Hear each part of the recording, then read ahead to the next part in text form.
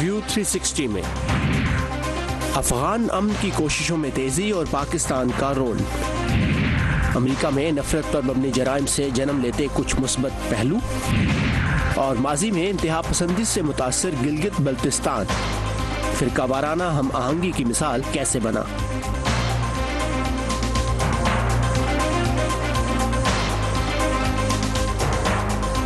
Voice of America کے Washington studio میں خوش آمدید۔ پروگرام ویو 360 کے ساتھ میں ہوں ثاقب الاسلام۔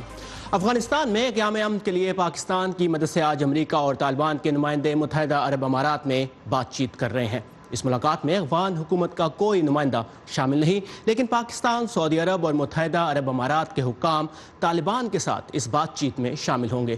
اس ملاقات کا اعلان پاکستانی وزیر اعظم عمران خان نے جمعے کے روز کیا تھا، جس کی افغانستان میں امریکی سفارت خانے کی جانب سے تعریف بھی کی گئی تھی۔ اور دبئی میں ہونے والی بات چیت کے حوالے سے پاکستان کے دفتر خارجہ کی طرف سے ٹویٹر پر ایک پیغام میں کہا گیا ہے کہ پاکستان عالمی برادری کے تعاون سے افغانستان میں مفاہمت اور امن کے قیام کے لیے پرعزم ہے، اور پاکستان امید کرتا ہے کہ یہ خون خرابہ ختم ہوگا اور خطے میں امن قائم ہوگا۔ پاکستان میں امریکہ کے سابق سفیر اور پاکستان اور افغانستان کے لیے امریکہ کے سابق نمائندہ خصوصی رچرڈ اولسن کا کہنا ہے کہ افغان طالبان سے بات چیت میں تعاون فراہم کر کے امریکہ سے تعلقات بہتر کرنے کا موقع بہت عرصے سے پاکستان کے پاس موجود رہا ہے۔ وائس آف امریکہ کے امان اظہر سے بات کرتے ہوئے ایمبیسڈر اولسن نے کہا کہ امریکہ کی افغان پالیسی میں نئی چیز اب سیاسی حل کو مرکزی اہمیت دینا ہے۔ میرے خیال سے پاکستان اس حوالے سے مددگار ہو سکتا ہے۔ یہ کہنا کہ پاکستان طالبان کو ڈیلیور کر سکتا ہے، میرا نہیں خیال کہ ایسا ہو سکتا ہے۔ ہاں، پاکستان کچھ طالبان کو مذاکرات کی میز تک لانے کے لیے کچھ اقدامات ضرور کر سکتا ہے، اور اگر پاکستان ایسا کرتا ہے تو اس سے دونوں ممالک کے بیچ تعلقات بہتر ہونے کے بہت سے مواقع پیدا ہو سکتے ہیں۔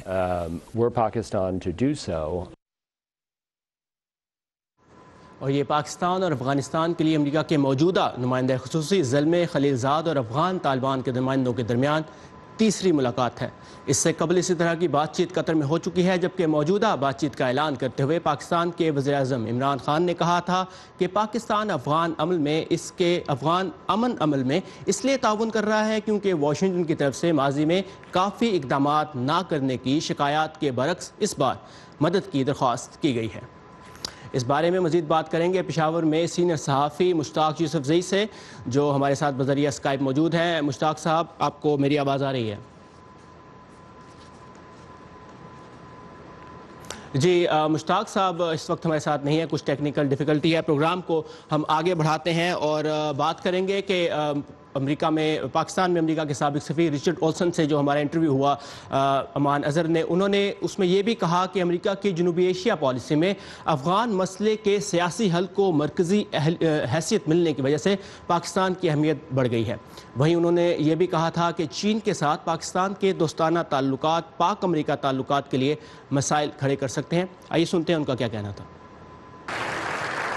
چینی صدر شی جن پنگ طویل عرصے سے افریقی رہنماؤں کے ساتھ اچھے تعلقات بنانے کی کوشش کرتے رہے ہیں، جیسے ستمبر میں ہونے والا چین افریقہ فورم۔ چین کی مدد سے چلنے والے انفراسٹرکچر پروجیکٹس کا افریقہ بھر میں اضافہ ہو رہا ہے۔ امریکی انتظامیہ نے واشنگٹن میں قائم ایک قدامت پسند تھنک ٹینک ہیریٹیج فاؤنڈیشن میں افریقہ کے لیے اپنی نئی حکمت عملی کو لانچ کیا۔ حکام کا کہنا ہے کہ اس کا مقصد چین کی بڑھتی ہوئی طاقت کا مقابلہ کرنا اور وسائل سے مالا مال اس خطے میں روسی اثر و رسوخ سے نمٹنا ہے۔ چین اور روس کی لوٹ مار پر مبنی سرگرمیوں سے افریقہ کی معاشی ترقی پر منفی اثر پڑ رہا ہے۔ اس سے افریقی ملکوں کی مالیاتی خود مختاری کو خطرے کا سامنا ہے۔ امریکی سرمایہ کاری کے لیے مواقع میں کمی آئی ہے اور امریکی فوجی آپریشنز میں مداخلت کے ساتھ ساتھ امریکی قومی سلامتی کے مفادات کو خاصے خطرے کا سامنا ہوا ہے۔ National security advisor John Bolton کا کہنا ہے کہ حکمت عملی کا مقصد تجارت اور کمرشل تعلقات کو بڑھانا، دہشت گردی کے خطرے سے نمٹنا اور امریکی امداد کے احتساب کو یقینی بنانا ہے۔ ہم خوش ہیں کہ آخرکار امریکیوں کے پاس ایک حکمت عملی ہے جو افریقہ کے لیے بامقصد ہے۔ نئی حکمت عملی ٹرمپ انتظامیہ کی خارجہ پالیسی کے مطابق ہے، جس میں چین کا مسابقت سازی میں ایک اہم کردار سمجھا جاتا ہے۔ تجزیہ کار ہم اور وہ حکمت عملی کے طور پر اسے منفی خیال کرتے ہیں۔ ان میں بائیں بازو کی طرف رجحان رکھنے والے مائک فوکس بھی شامل ہیں۔ ہونا یہ چاہیے کہ افریقہ میں مختلف ملکوں کے ساتھ ایسے شراکت داری کی جائے جو ہمارے مفادات پر مبنی ہو، کہ ہم مشترکہ مقاصد کے حصول کے لیے کس طرح مل کر کام کر سکتے ہیں۔ یہ چین اور امریکہ کی کوئی لڑائی نہیں، لیکن یہ بیان کرنے سے اسی طرح معلوم ہوتا ہے اور مختلف لوگوں اور لیڈرز میں ناپسندیدگی پیدا ہو سکتی ہے۔ قومی سلامتی کے مشیر جان بولٹن نے خبردار کیا ہے کہ امریکہ اقوام متحدہ کے امن مشن کے لیے بھی اپنی امداد کا ازسرنو جائزہ لے گا۔ امریکہ ان ملکوں کے لیے بھی اپنی امداد کا ازسرنو تعین کرے گا جن کا خیال ہے کہ ان کا احتساب نہیں ہو سکتا۔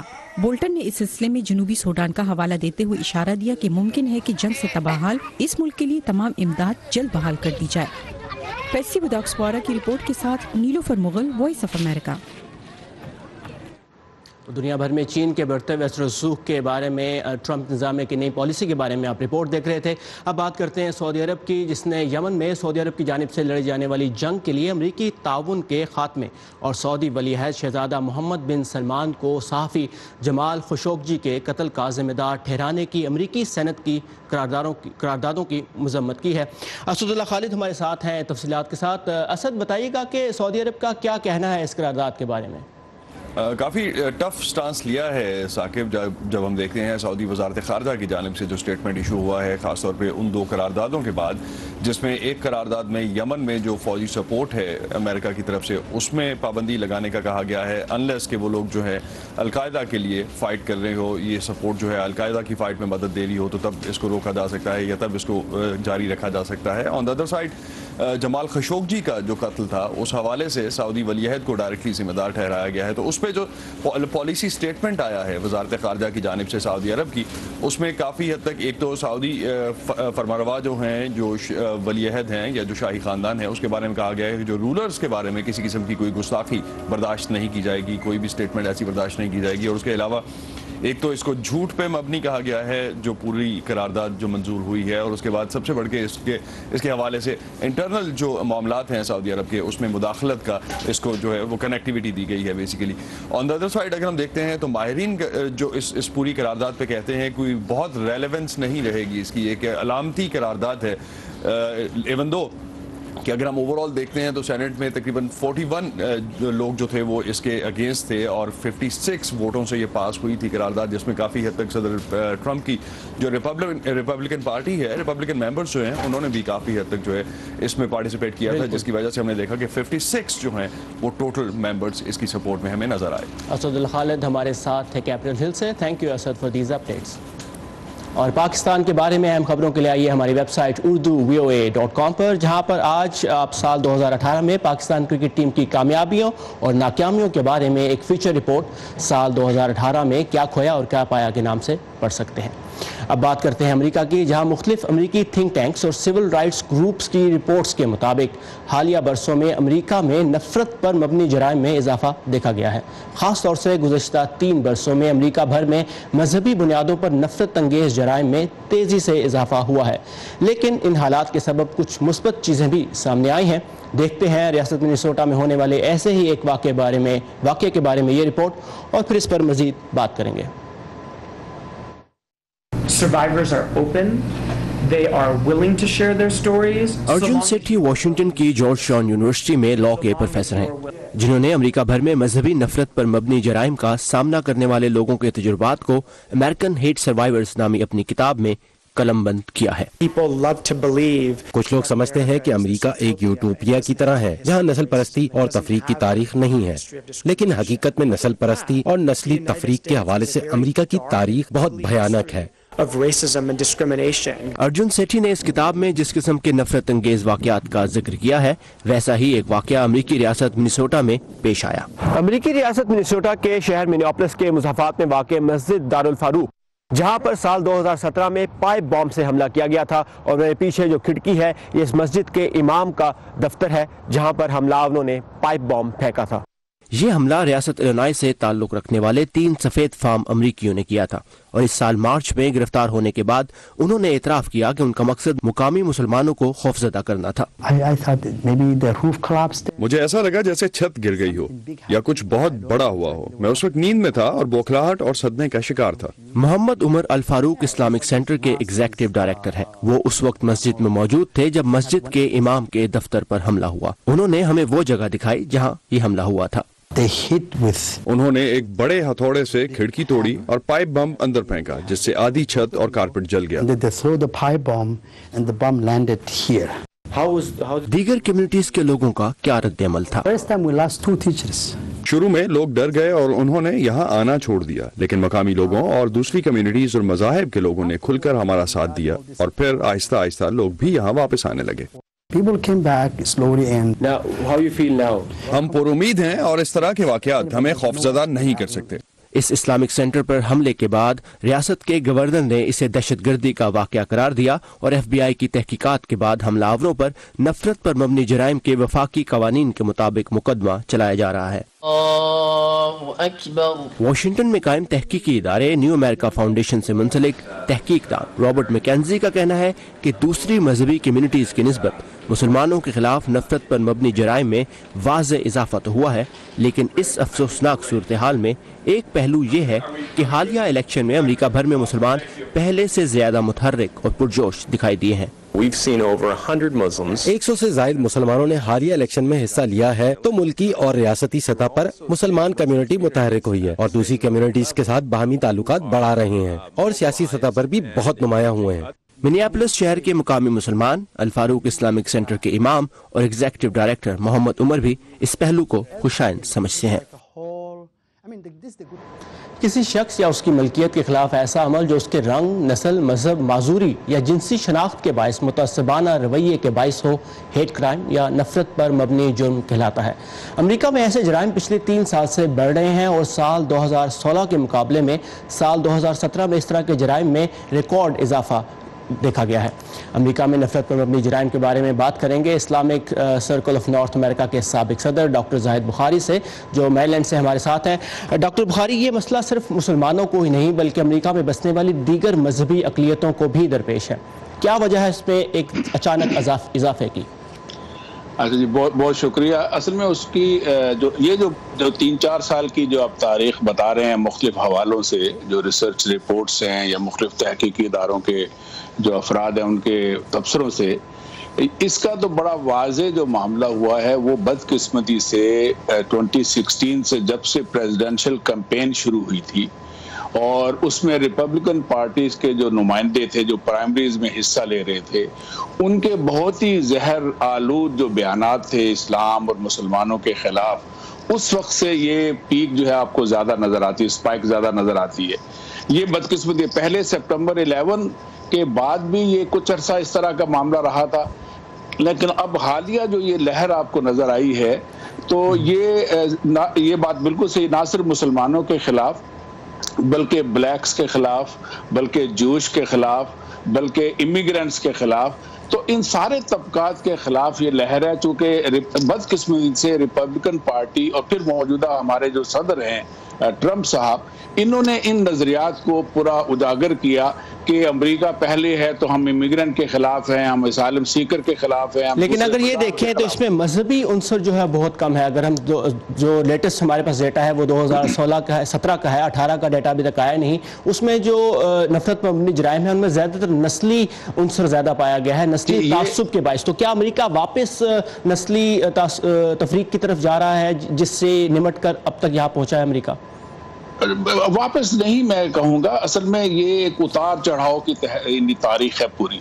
یہ مختلف ادوار آتے ہیں جس میں جب اس پہ امیگرینٹس کے خلاف شروع ہو جاتا ہے۔ ایک زمانے میں اگر آپ تاریخی طور پہ دیکھیں تو کیتھولکس کے خلاف، جوش کے خلاف، یہ یہاں نیو یارک میں کیتھولک اور جوش کے جو ہے وہ یہاں پہ فسادات ہوتے رہے۔ پھر امیگرینٹس کے خلاف رہا، ایک عرصے تک ایشیائی امیگرینٹس کو اجازت نہیں تھی، پھر ان کو اجازت ہوئی۔ یہاں جاپنیز امریکن کو بھی پکڑ کے دوسری جنگ عظیم میں انہوں نے کیمپوں میں ڈال دیا، 1,20,000 کو، جرمن امریکنز کو ڈالا گیا۔ اقلیتوں کے خلاف یہ اس طرح ہوتا رہا ہے، تو کیا اقلیتیں کچھ مل کر کام کر رہی ہیں؟ اگر کر رہی ہیں تو کیا کرنے کی ضرورت ہے؟ جی، اس کا خوش آئند پہلو وہی ہے کہ ہر اقلیت جو ہے وہ یہاں، جیسے ہم مسلمانوں کے بارے میں آج کل کہتے ہیں کہ وہ نائٹ ڈریمز اور سویٹ نائٹ یہ جو نائٹ میئرز اور سویٹ ڈریمز کے ساتھ ساتھ رہتے ہیں، کہ انہیں خوفناک حالات کا بھی سامنا پیش کرنا پڑتا ہے اور بہت ہی ایک پازیٹیو امیج بھی ہوتا ہے ان حالات میں۔ اور جو اقلیتیں ہیں چاہے وہ مذہبی ہوں یا نسلی ہوں یا ایتھنک ہوں، وہ آرگنائز بھی ہوتی ہیں، پھر وہ سوسائٹی میں اس کی ویلفیئر میں حصہ بھی لیتی ہیں اور آپس میں بھی کام بڑھ جاتا ہے۔ چنانچہ مسلمان بھی اس وقت وہ سوشل ویلفیئر میں زیادہ ہیں، وہ انٹرفیتھ ڈائلاگ میں زیادہ ہیں، پولیٹیکلی زیادہ آرگنائز ہو رہے ہیں. ابھی کل ہی میں شکاگو میں تھا. جی زاہد بخاری صاحب، وقت کی کمی کے باعث میں آپ سے شکریہ کہنا پڑے گا. بہت شکریہ، آپ نے ہمیں وقت دیا. پروگرام کو آگے بڑھاتے ہیں اور پاکستان اور افغانستان کے لیے امریکہ کے موجودہ نمائندہ خصوصی زلمے خلیل زاد، جن کی اس وقت افغان طالبان کے نمائندوں کے ساتھ ملاقات جاری ہے دبئی میں، اس کے بارے میں مزید بات کرنے کے لیے ہمارے ساتھ پشاور سے سینئر صحافی مشتاق یوسف زئی موجود ہیں. مشتاق صاحب، یہ بتائیے کہ ایمبیسڈر رچرڈ اولسن کی رائے میں پاکستان کا طالبان کو امریکہ کے ساتھ مذاکرات کی میز تک لے آنا پاک امریکہ تعلقات میں بہتری کا ایک موقع ہوگا.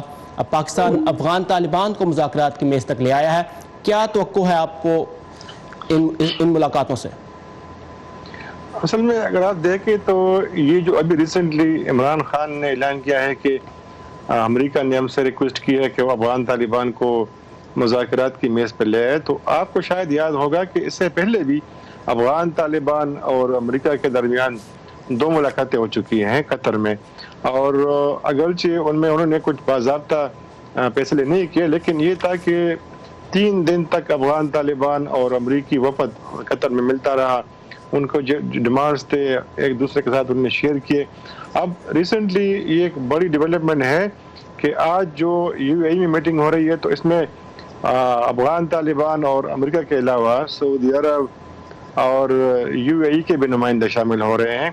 تو یہ میرے خیال میں بڑی ڈیولپمنٹ ہے، لیکن سردست یہ توقع کرنا کہ معاملہ بہت جلد حل ہو جائے گا یا پاکستان کا واقعی افغان طالبان کے اوپر بہت بڑا اثر ہے، میرے خیال میں اس طرح نہیں ہے. اور ایک اس کا ابھی دیکھیں کہ جو خلیج میں اس وقت اختلافات ہیں قطر، سعودی عرب اور یو اے ای کے، تو کھل کے سامنے آئے، کیونکہ قطر وہ ملک تھا جس نے طالبان کو اپنی سرزمین پر دفتر کھولنے کا موقع دیا تھا، اگرچہ افغان گورنمنٹ اس پہ کافی ناراض تھی. بالکل، اور قطر میں 2 ملاقاتیں پہلے بھی ہو چکی ہیں زلمے خلیل زاد کی افغان طالبان کے نمائندوں سے. تو اب تک جو اشارے ملے ہیں، کیا آپ کے خیال میں ان مذاکرات سے کوئی بہتری کی امید کی جا سکتی ہے افغان امن کے عمل میں؟ اصل میں امریکہ چاہتا ہے کہ پاکستان کا جتنا بھی اثر رسوخ ہے، سعودی عرب کا جتنا اثر رسوخ ہے افغان طالبان کے اوپر، کیونکہ اس وقت جو ملاقاتیں ہو چکی ہیں افغان طالبان اور امریکہ کے درمیان، تو دونوں کے شرائط بڑے سخت ہیں. افغان طالبان چاہتے ہیں کہ امریکہ افغانستان سے نکل جائے، ان کے جتنے قیدی ہیں وہ رہا ہو جائے، اور جو بلیک لسٹ میں ان کے رہنماؤں کے نام ہے وہ ان سے نکالا جائے تاکہ وہ موومنٹ کر سکے. جبکہ امریکہ چاہتا ہے کہ افغان طالبان 6 مہینے کے لیے جنگ بندی کا اعلان کرے، اور وہ جو وہاں پہ فارن فائٹرز ہیں وہ ڈسون کرے، القاعدہ اور باقی جو سعودی عرب، U A E, Kuwait, Syria, Yemen کے جتنے لوگ ہیں وہ افغانستان سے نکل جائے. جبکہ افغان طالبان اب تک جو ہے انسسٹ کر رہی ہے کہ نہیں، وہ اس طرح نہیں کریں گے. تو امریکہ چاہتا ہے، جو معلومات آ رہی ہے پاکستان سے انہیں درخواست کی ہے کہ چونکہ پاکستان کی مالی حالت اس وقت کافی خراب ہے، تو امریکہ نے پاکستان کو اپر دی ہے کہ امریکہ کوشش کرے گا کہ آئی ویب سے جی بالکل مشتاق صاحب، اور اس پورے عمل میں ایک جو اہم نقطہ وہ یہ ہے پاکستان اور چین کے تعلقات. جیسا کہ ہم نے بھی بات کی کہ پاکستان میں امریکہ کے سابق سفیر رچرڈ اولسن نے یہ بھی کہا ہے کہ امریکہ کی جنوبی ایشیا پالیسی میں افغان مسئلے کے سیاسی حل کو مرکزی حیثیت ملنے کی وجہ سے پاکستان کی اہمیت تو بڑھ گئی ہے، لیکن چین کے ساتھ پاکستان کے دوستانہ تعلقات پاک امریکہ تعلقات کے لیے مسائل کھڑے کر سکتے ہیں. انہوں نے کیا کہا، آئیے سنتے ہیں. What I think is new at the level of international relations. Pakistan کی چین سے بڑھتی ہوئی قربت پاکستان کے امریکہ سے تعلقات میں تبدیلی کا سبب بن سکتی ہے. مستقبل میں چین سمیت دوسری بڑی عالمی طاقتوں سے ٹکراؤ امریکہ کی قومی سلامتی پالیسی کا ایک اہم پہلو ہے، اور پاکستان کے چین کے ساتھ تعلقات اس کے امریکہ کے ساتھ تعلقات پر اثر انداز ہوں گے.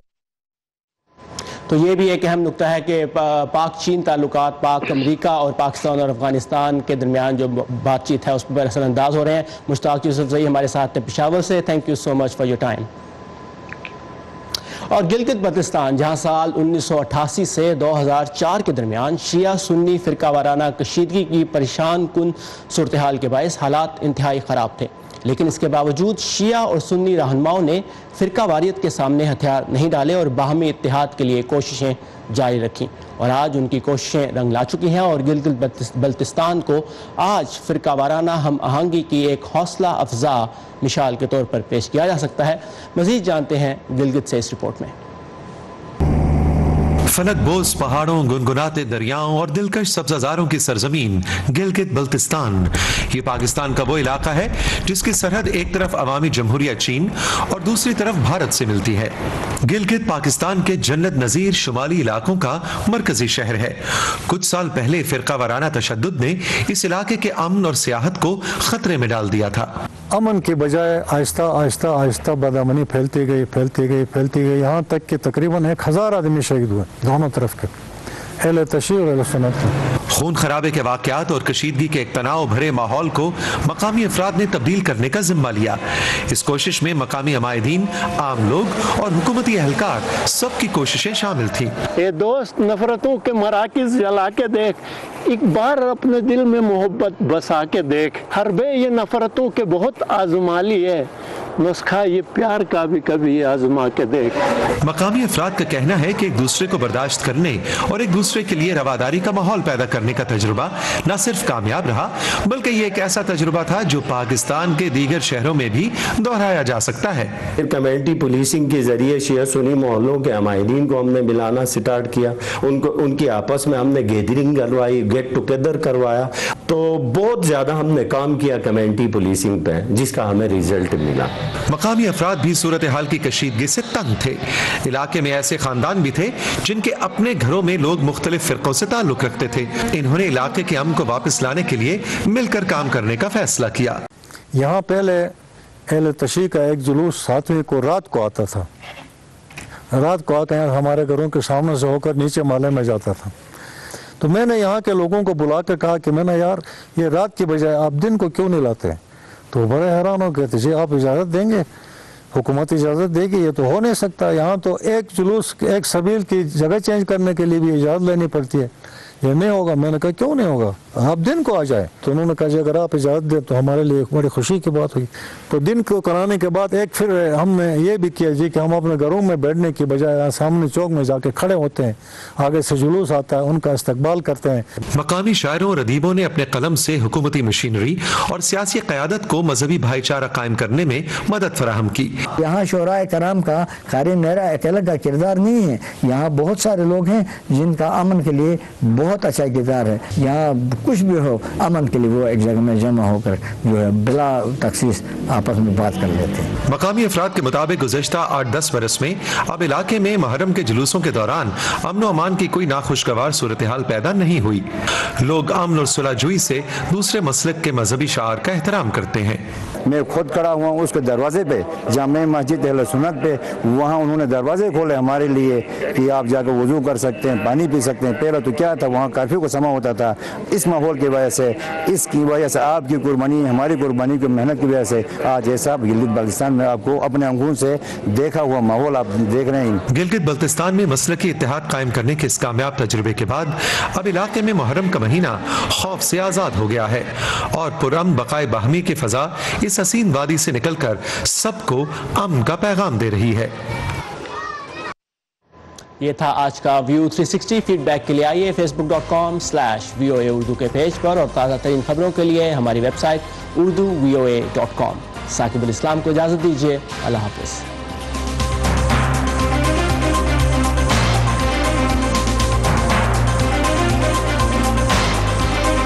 खबरें, अहम वाक़यात, ऑडियो वीडियो रिपोर्ट्स और तज्ज़िये देखने, सुनने और पढ़ने के लिए डाउनलोड कीजिए VOA उर्दू की नई ऐप। खबरें अब हर वक्त आपकी मुट्ठी में।